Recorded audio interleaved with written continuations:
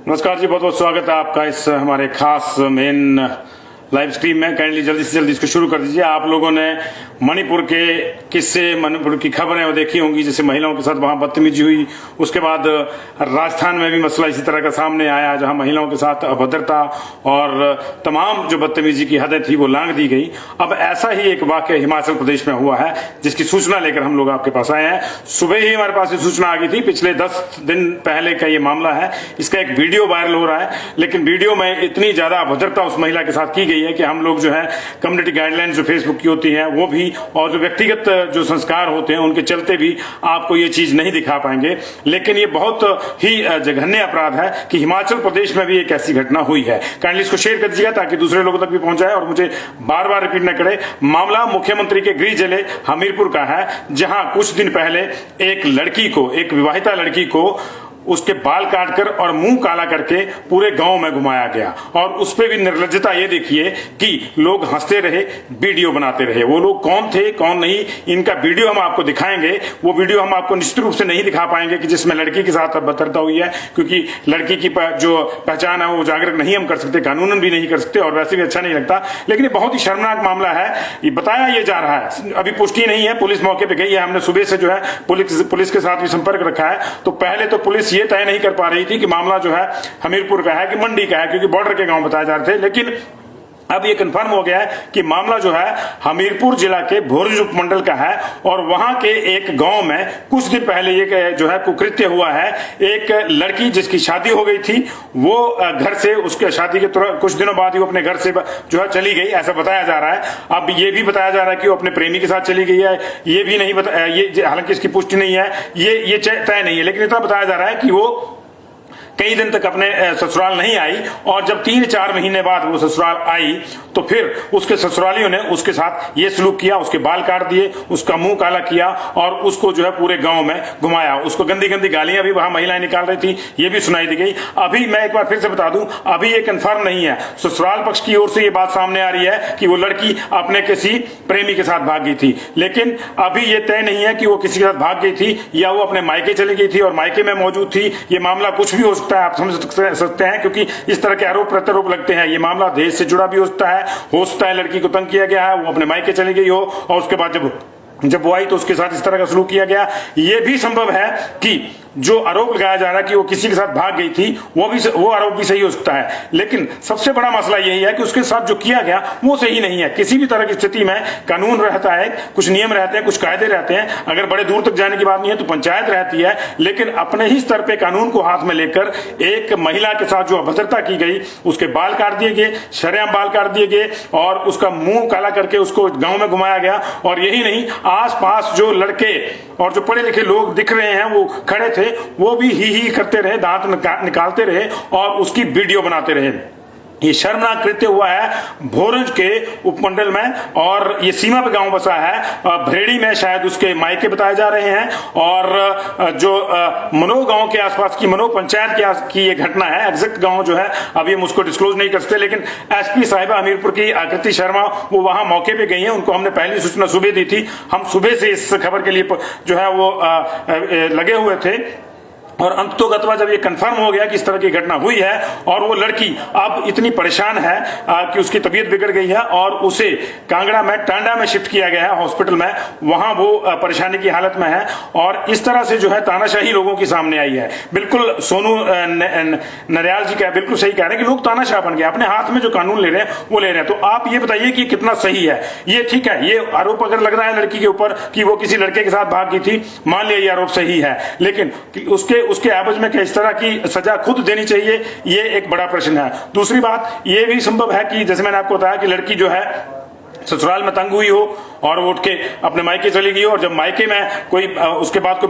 बात हुई होगी और मायके से वापस आई तो उसके साथ इस तरह का सलूक किया गया। लेकिन हम बात सिर्फ सलूक की कर रहे हैं। जो सलूक है वो किसी भी हद में जस्टिफाई नहीं किया जा सकता, क्योंकि इसके लिए बाकायदा एक कानूनी प्रक्रिया है। अगर मैंने वही कहा कि अगर आपने कोर्ट कचहरी के चक्करों में नहीं पड़ना है तो इस तरह के मामलों के लिए पंचायत होती है, लेकिन अपने स्तर पे पंचायत बुला लेना शुरू कर देना और अपने स्तर पे जो है जज बन के फैसले कर देना और जो है अपने स्तर पे जो ये मॉरल पुलिसिंग कर देना, ये मुझे लगता है कि हिमाचल प्रदेश में इस तरह की घटनाएं जो अब सामने आ रही हैं, ये चिंता का विषय है। आपने मणिपुर का मसला देखा, वो वीडियो भी कई दिन के बाद आया था। ये वीडियो पूरे का पूरा हमारे पास है, 3.5 मिनट का वीडियो बनाया है और उसमें आपको दिख भी रहे हैं लोग कि कौन वीडियो बना रहे हैं।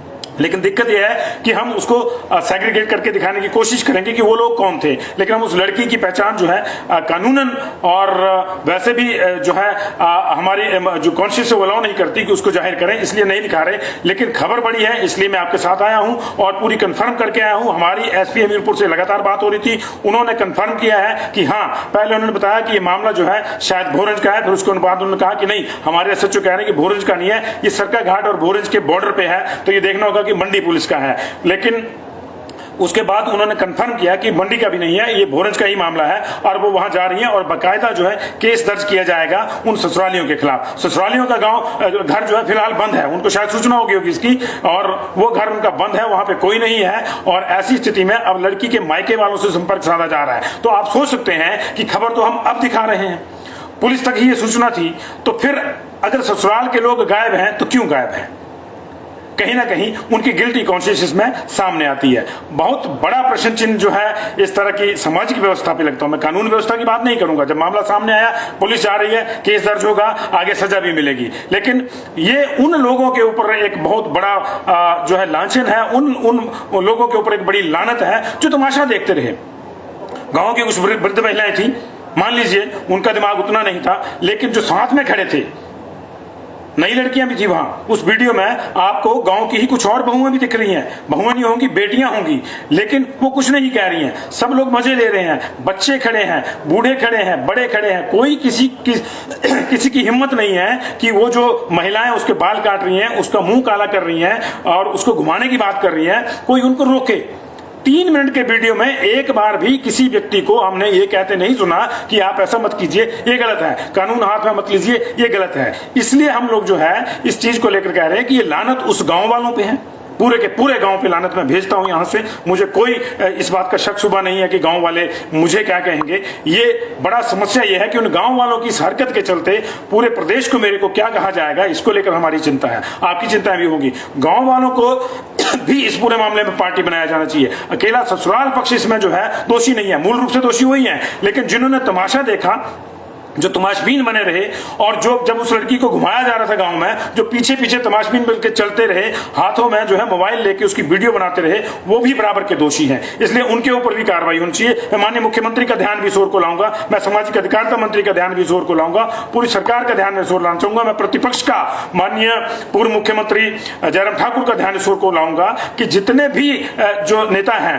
वो जो आपस में रोज उलझते हैं, इसने वो कह दिया, उसने वो कह दिया, बयान करते हैं, निंदा करते हैं, वो इस मसले को उठाएं और जो दोषी हैं उनको तुरंत प्रभाव से सलाखों के पीछे लाएं, अन्यथा मेरे हिमाचल प्रदेश का जो एक छवि है वो जो है उस पर दाग लग जाएगा। इतनी बड़ी घटना हिमाचल प्रदेश में जो है हो गई है और 10 दिन से सब चुप बैठे हैं। वीडियो लीक होता है, आज हमारे पास पहुंचा तो हमने ये उसको उठाया, लेकिन देखिए वीडियो बना था तो जाहिर है कि उस दिन से ही लोगों के पास था। पूरे गांव में घटना हुई तो पूरा गांव जानता था, बच्चे जानता था, बच्चे भी वहां पे खड़े हैं, बच्चे जानता था, बुजुर्ग जानता था, बड़े जानते थे, जो नहीं जानते थे उनको भी पता लग गया होगा कि हमारे गांव में ऐसा होगा, लेकिन चुप थे। किसी ने पुलिस को सूचना नहीं दी, किसी ने कुछ नहीं कहा, सब चुप थे, सब मजे ले रहे हैं। ये किस तरह का सम्मान जो है हम अपनी महिलाओं के प्रति कर रहे हैं। और अगर हम अपनी बहू बेटियों के प्रति इस तरह का सम्मान रखते हैं, इस तरह की हम जो है मानसिकता रखते हैं कि चुपचाप बैठ जाएंगे, उनके अपमान को चुपचाप सहन कर लेंगे, तो आखिर हम जा कहां रहे हैं? बड़ा सवाल यही है, आखिर हम जा कहां रहे हैं? छोटे मोटे झगड़े हर घर में होते हैं, बर्तन हैं बिल्कुल टकराएंगे, लेकिन एक हद तक इन चीजों को होना चाहिए। एक हद तक ये चीजें स्वीकार भी की जाती है हमारे समाज में कि चलिए छोटी मोटी बात होगी और उसके बाद जो है उसको संभाल लिया गया। लेकिन इतना बड़ा मसला हो गया, लड़की अब जो है एक तरह से डिप्रेशन में है और उसके चलते वो टांडा मेडिकल कॉलेज में, ऐसी हमारी सूचना है, इसकी पुष्टि पुलिस ने नहीं की है, लेकिन वहां पे वो जेरे इलाज है। और यदि नहीं भी है तो आप सोच सकते हैं कि उसकी मानसिक स्थिति क्या होगी। आप ही सोचिए, राह चलते नेता पे जब स्याही फेंकी जाती है तो पूरे देश में बलबा उठ जाता है। कि नहीं ऐसा कर दिया, नेता का अपमान कर दिया। यहाँ एक लड़की के साथ इस तरह से कर दिया गया, एक नई नवेली दुल्हन के साथ इस तरह से कर दिया गया, ये एक बड़ा सोचने वाला विषय है। मैं फिर से ये कह रहा हूं, मैं ये बिल्कुल नहीं कह रहा हूं कि वो लड़की जो है, हो सकता है जो ससुराल पक्ष के आरोप हैं, जो सुने सुनाए आरोप हैं, अभी तथ्यात्मक में कुछ नहीं है, पुलिस की जब जानकारी होगी तो सब चीज आएंगी, ये संभव है कि वो किसी के साथ चली गई हो, लेकिन क्या उसका ये हल है?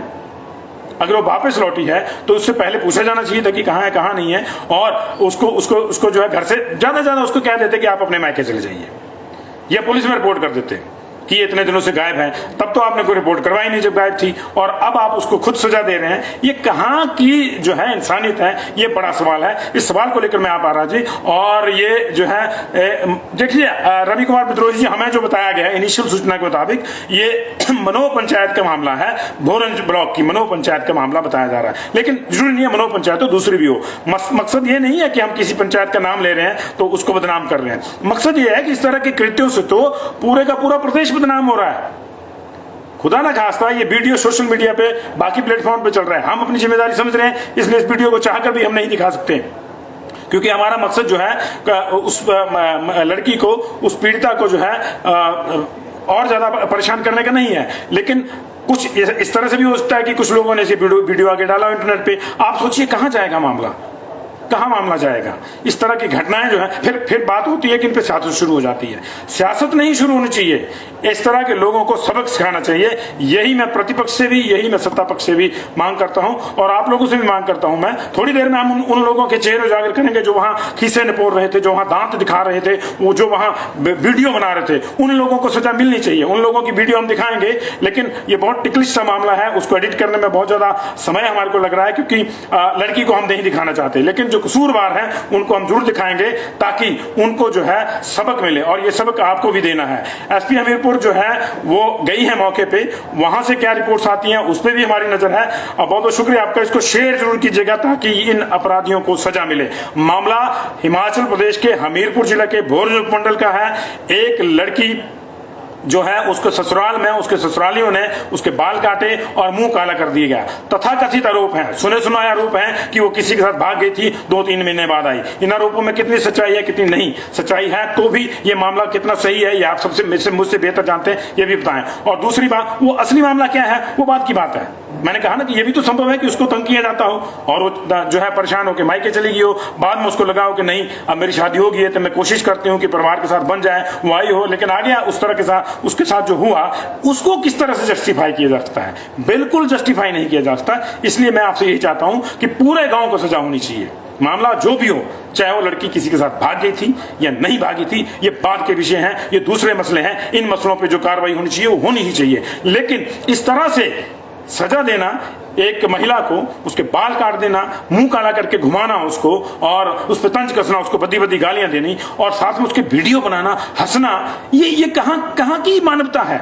हम कौन से देवभूमि अपने आप को कहते हैं? ये परेशानी है। पूरे गांव को सजा इसमें मिलनी चाहिए, ससुरालियों को तो टांगना ही चाहिए, और बाकी जो चीजें हैं वो जो है कानून अनुसार होनी चाहिए। बहुत बहुत शुक्रिया आप लोगों का। इस लाइव स्ट्रीम को शेयर कर दीजिएगा और टैग जरूर करिएगा माननीय मुख्यमंत्री को भी, मैं उनको व्यक्तिगत रूप से ये वीडियो भेज रहा हूं, और टैग जरूर कीजिएगा संजय कुंडू जी को भी। मैं भी पुलिस के अधिकारियों को जो है ये व्यक्तिगत रूप से ये वीडियो भेज रहा हूं। मैंने सुबह ही एसपी हमीरपुर को ये वीडियो भेजा था और उन्होंने इसकी पुष्टि करी कि मैं पता करती हूं कहां है। बाद में उन्होंने बताया कि ये वहां का मामला है, फिर उन्होंने कहा कि नहीं ये जो है अब कंफर्म हो गया और मैं वहां खुद जा रही हूं और कार्रवाई हम करेंगे, केस दर्ज करेंगे। अच्छी बात है, पुलिस को जब पता लगेगा पुलिस तो भी एक्शन करेगी। लेकिन ये जो एक्शन, ये जो रिएक्शन लोगों ने किया है, ये कितना वाजिब है? बड़ा सवाल यही है। बहुत बहुत शुक्रिया आप लोगों का इस जुड़ाव के लिए। और भी खबरें हैं, आप हमारे साथ जुड़े रहिए। उन लोगों की तस्वीरें हम जरूर दिखाएंगे जो लोग इस पूरे प्रकरण के दोषी हैं, और उन तस्वीरों को भी आप जरूर शेयर कीजिएगा। बहुत बहुत शुक्रिया आप लोगों का।